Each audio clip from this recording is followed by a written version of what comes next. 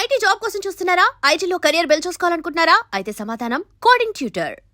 అది చాలా అదే మనకి ఆ జరీనా వైబ్ క్యారెక్టర్ ఆవిడ అక్కడికి రావటం, కోడలతో మాట్లాడటం, ఆ మాట్లాడేది కూడా చాలా లైవ్లీగా, ఏదో కూర్చొని మాట్లాడుకున్నట్టు కాకుండా ఆవిడ can make a coffee for you అంటాం, ఆవిడింట్లో ఆవిడకి కాఫీ పెట్టించడం, నయనతారకి పెట్టించే ప్రాసెస్లో కథ చెప్తూ ఉండటం, దాంట్లో నుంచి ఒక ఇంపార్టెంట్ మ్యాటర్ని చాలా క్యాజువల్గా డెలివర్ చేయటం లేడీస్కి. అంటే జనరల్ అది ఫ్యాక్టే కదండి. అంటే ఎక్కడైనా కూడా అమ్మాయిలు కానీ ఎవరైనా కానీ మన ఫ్యామిలీకి బ్లడ్ రిలేషన్కి ఫస్ట్ ఇంపార్టెన్స్ ఇస్తాం. హస్బెండ్ అన్నప్పుడు తెలియకుండా ఒక ఇది ఉంటుంది, మ్యూచువల్, అది అబ్బాయి అవ్వచ్చు అమ్మాయి అవ్వచ్చు, బట్ జనరల్గా జరిగే ఒక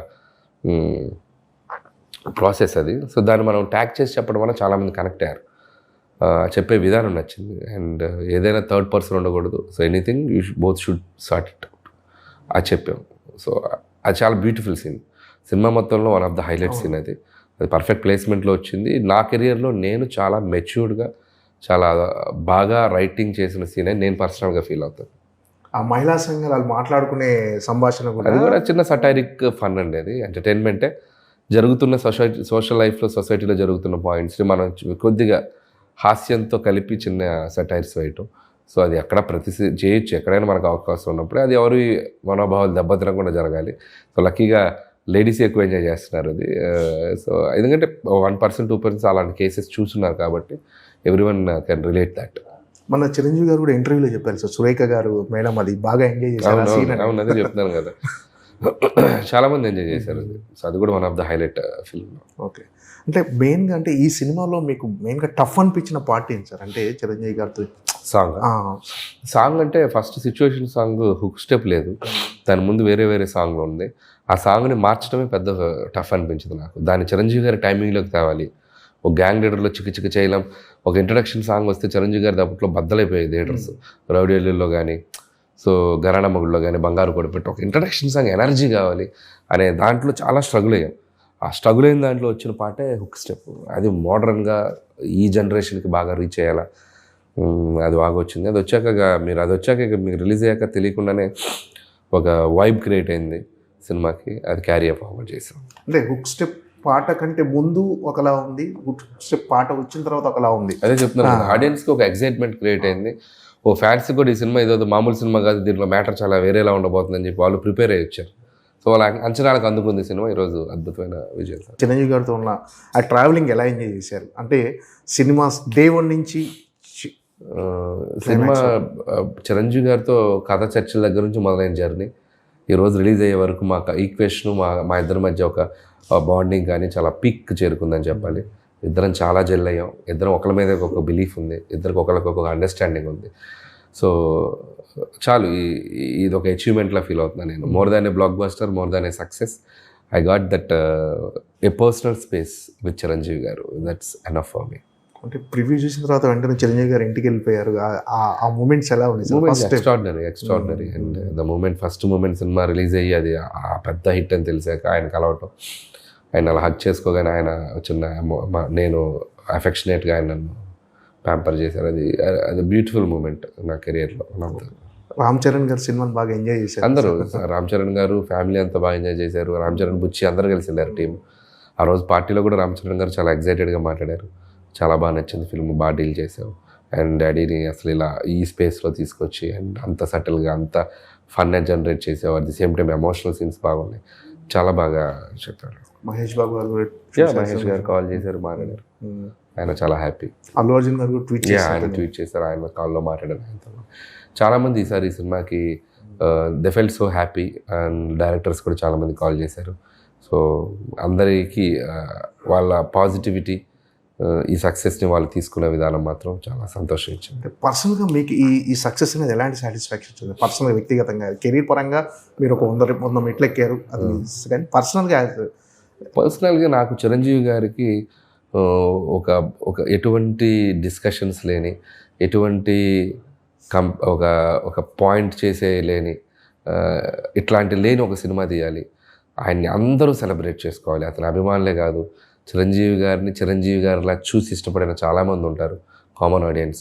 వాళ్ళు కూడా ఈ సినిమాని సెలబ్రేట్ చేసుకోవాలి, ఆయన చూసి వావ్ అనాలి అనేదే అనుకున్నానండి.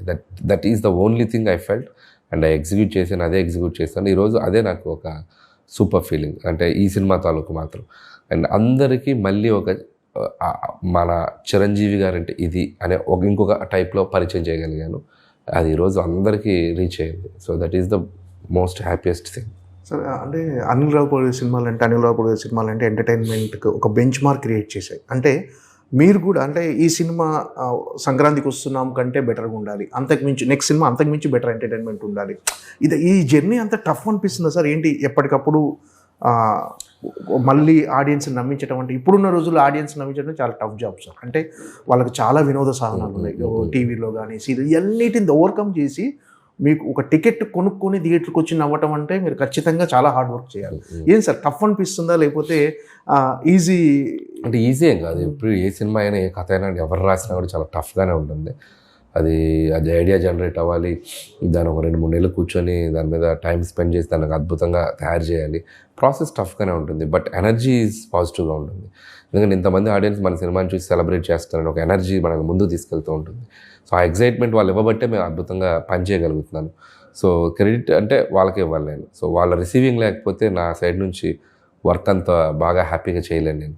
సో ఆ రిసీవింగ్ ఉంది కాబట్టే సో ప్రతి సినిమా టు సినిమా నన్ను నేను మార్చుకోవడానికి, ఏదో ఇంకోలా ట్రై చేయడానికి, ఈ హీరోతో ఇలా చేద్దాం, ఆ హీరోతో ఇలా చేద్దాం, చేసినట్టే మళ్ళీ చేయొద్దు, చేసిన గెటప్పే మళ్ళీ వద్దు, చేసిన క్యారెక్టరే మళ్ళీ వద్దు, ఇలా 1-4 అనాలిసిస్ చేసుకుంటూ వెళ్తాను. ఎందుకంటే ఆడియన్స్కి సేమ్ చూపిస్తే ఆ బోర్ ఫీల్ అయ్యే ప్రమాదం ఉంది, చూపించిన సినిమానే చూపించాడనే ప్రమాదం ఉంది. సో అవి కేర్ తీసుకుంటాను.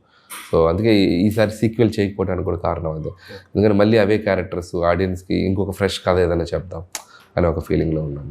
ఈ 9 సినిమాల్లో మీకు బాగా కష్టపడిన కథ కానీ, అంటే ఎక్కువ టైం తీసుకున్న కథ ఇది సార్? అంటే కష్టపడిన కథ అంటే ప్రతి సినిమాకి స్ట్రగుల్ ఉంటుందండి, ప్రతి సినిమాకి ఎక్కువ టైం తీసుకుని డెఫినెట్గా హీరోకి తగిన విధంగా బాడీ లాంగ్వేజ్ తగిన విధంగా అంటే కొద్దిగా భగవంత్ కేసరి అనేది కొద్దిగా కాంప్లికేటెడ్ స్క్రిప్ట్ అండి. అది చాలా డ్రామా, అందుకని ఫన్ తక్కువ, మొమెంటరీ సోషల్ కంటెంట్ ఉంది, ఒక విలన్ కాన్ఫ్లిక్ట్స్, దాంట్లో మళ్ళీ ఫ్లాష్ బ్యాక్లు, కొద్దిగా వెయిట్ ఉన్న కథ అంటే కొద్దిగా భగవంత్ కేసరి. లోడ్ ఎక్కువ ఉంటుంది ఆ కథలో. అండ్ సర్లేరు నీకెవరు, అది కూడా అంతే. ఈ 2 కథలు బాగా లోడ్ ఎక్కువ ఉన్న కథలు నేను చేసిన సినిమాలు. ఇవి 2 కొద్దిగా టఫ్ అనిపించినాయి స్క్రిప్టింగ్లో. మిగతావన్నీ lighter vein scripts, but treatment కష్టంగా ఉంటాయి. ఇవి కథ కష్టంగా ఉంటుంది, ఇవి ట్రీట్మెంట్ కష్టం. వీటికి ఉండే కష్టాలు వీటికి ఉంటాయి. వాటికి ట్రీట్మెంట్ చాలా ఈజీ, కథ క్రియేట్ చేయడం కష్టం ఉంటుంది.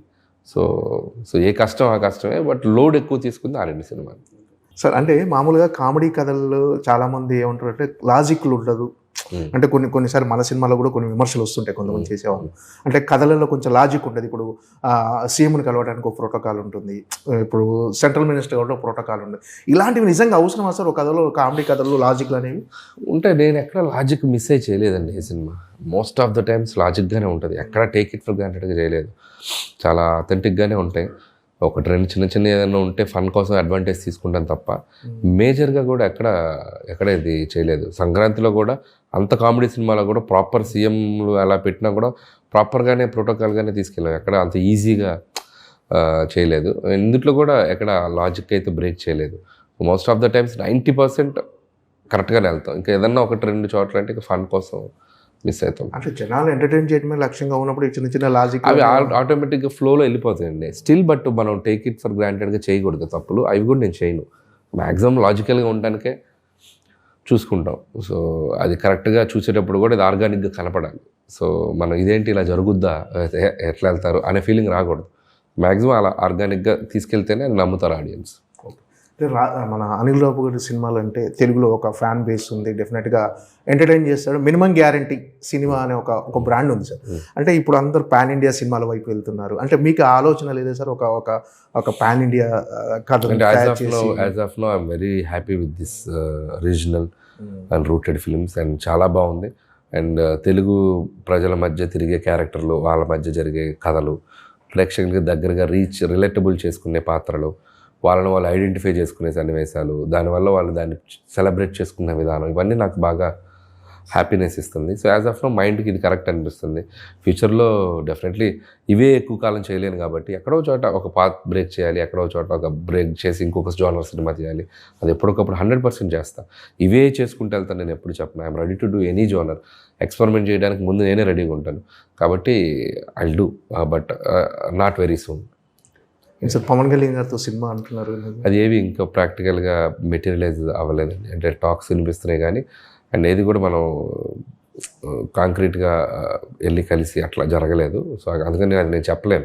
సో జరిగితే happy. I'm also waiting for that kind of opportunity. Let's see. అదే టైటిలే గమ్మత్తుగా ఉండబోతుంది. అది త్వరలో చెప్తాం.